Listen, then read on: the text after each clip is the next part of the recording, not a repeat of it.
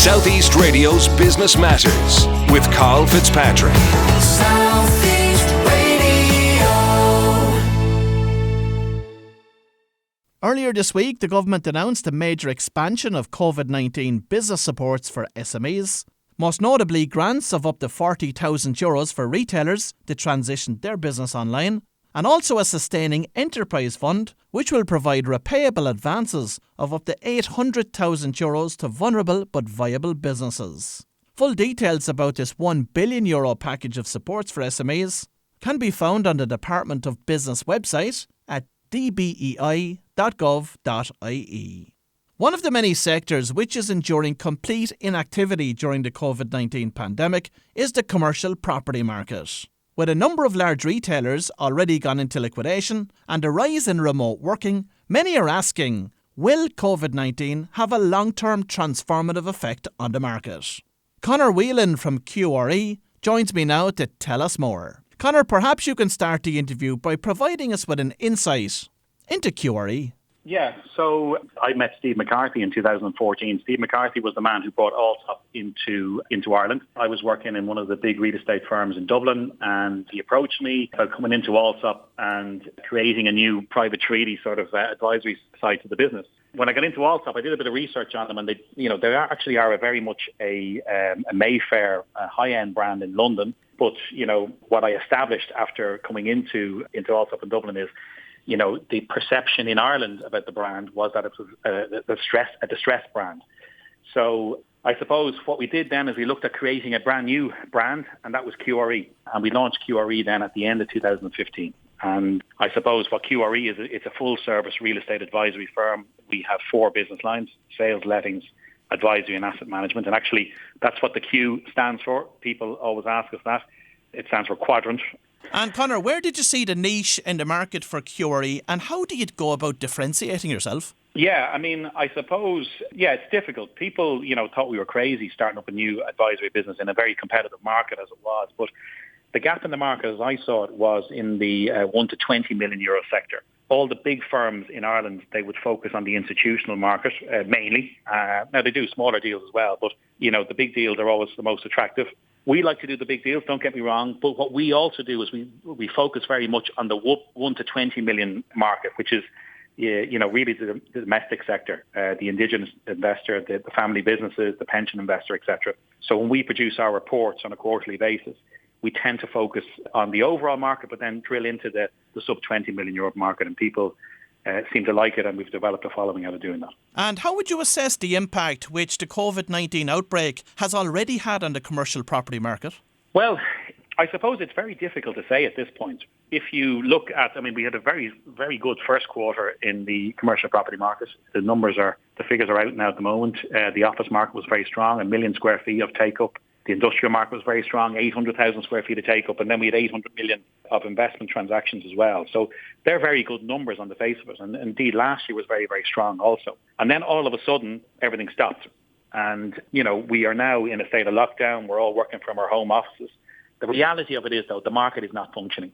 It isn't working properly at the moment. And I think if the optimist in me thinks we should be back in the offices maybe mid-May. And if we get back in mid-May, I'm hoping that it won't have too much of a detrimental effect on the office or industrial market. However, we may see some changes in the retail market. Now, we have seen announcements by Primark and other large retailers in recent weeks that have stated that they're unwilling to pay their rent during the COVID-19 pandemic. And on that basis, I'm thinking that there's going to be serious material adjustments arriving out of rent reviews as a result of COVID-19, especially in the retail sphere. What are your thoughts on that? Yeah, I think that is potentially very probable. Now, what you must remember is a rent review it's not just a typical negotiation, right? You don't go in and just say, look, I think this is what it's worth. You have to use comparable evidence, okay? And, there will be new evidence created, I would suspect, over the next 3 to 6 months in the retail market, because we're going to see a lot of retailers going out of business. We're going to have a lot of vacancy in the retail market. And these are just potentials. Now, a lot of vacancy in the retail market. When you have a lot of vacancy and a lot of supply, it tends to push down rents, okay? So when new deals happen in the retail market now at lower rents, you're now creating evidence in that market. And with the advent of upwards and downwards rent review clauses, I suspect you could see downward pressure on rents in 6 to 9 months' time. And would it be true to say that the office market will be lesser impacted by this? In my view, yes. I think the fundamentals of the office market are still very strong. We have, it's changed a lot, the office market, from when I started back, 20 years ago. I mean, the types of occupier in the market now are different.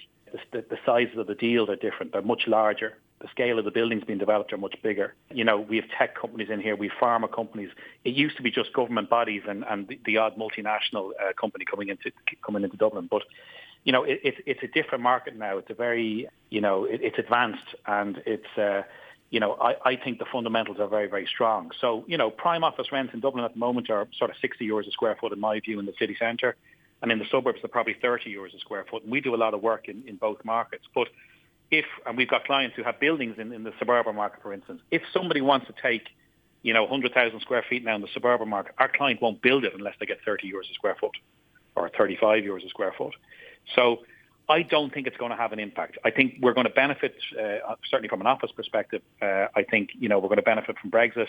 And, we are benefiting then from, various different companies such as MasterCard, Facebook and Google, who are expanding in Ireland consistently. Now, Conor, of course, one potential threat facing the demand for office space around the country is remote working. We've heard lots about remote working as an emerging trend over the last number of years, but certainly a catalyst for the growth in remote working has been COVID-19. Many will say it's temporary, but some are saying it's more of a permanent solution. If that becomes more permanent, surely office demand will be affected. Well, there's two sides to that. In my view, I mean, this is the first time I ever remotely worked because I always go to the office, but it works.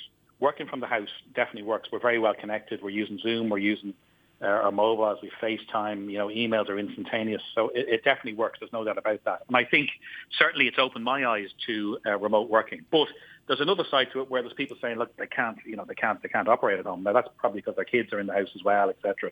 And some people just can't operate in their houses. They're at home, and that's the way to look at things. My view on it is this, and I can only give you my view based on my experience and my thought process on it, right? We're in the market now, QRE, we're looking for office space in Dublin city centre, right?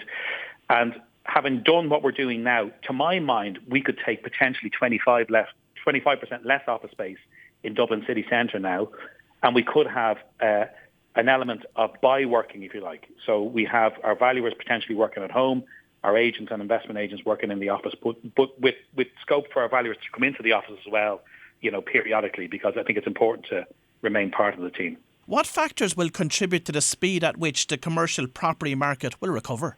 I think we've got to look at what happens in the US and what happens in the UK. I know every evening on the news I watch it intently just to see what's going on in these countries. We don't want a depression or, we don't want anything too serious happening in both of those countries. I don't think we're in a downturn at this point. And I think, certainly the Irish people and the way we've dealt with this thing has been in a very positive manner. And I do feel as if we are ahead of the curve on it. I hope we are anyway. I sense that we are. And if we can have our neighbours deal in that manner as well, I'm hoping it won't have too much of a detrimental effect on us. But if this goes on for 6 months and we're talking again, I think that's a different story. And what advice have you got for any property investors listening to this morning's show? Well, how long have you got? But I mean, it's the most important thing I'd say now is if you have an investment and you have a tenant in that building and your tenant's coming to you and he's saying to you, look, I need a rent holiday, right? You got to understand your tenant, understand your tenant's business, right? I would try to work with my tenants if I felt the tenant, had a good possibility of getting out of this. Because if you don't work with the tenant and you lose your tenant, you're back in the market. You're taking on the risk of the letting risk, which could go on for a year or 2 years. You're not sure. You've got to give rent-free periods then. You don't know where your rent's going to be. So the best advice I could give any investor now who owns a building and is dealing with the tenants is, look, try as best as you can to work with them. And coming from a commercial property background, what would you like to see the government do over the coming months to be able to support businesses like your own and all the other SMEs across the country?